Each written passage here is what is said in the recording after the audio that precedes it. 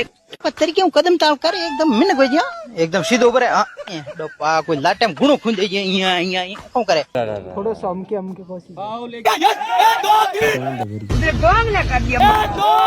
घर बे खाटी छान दो जन खाऊं घणो जन मैं मारे ने साबुई लागू झंडो तो पीटी परेटी करी हाथ दुखे न बड़ा काले सरी टिकड़ी हमें दो दो तीन झंडे में जाऊं। हम सबका एक सपना है कि अपने गांव को दुबई जैसा बनाना। उस वॉलीबॉल ग्राउंड में पहुंचे विचार करो घोनो ने बे सकोर पी लिया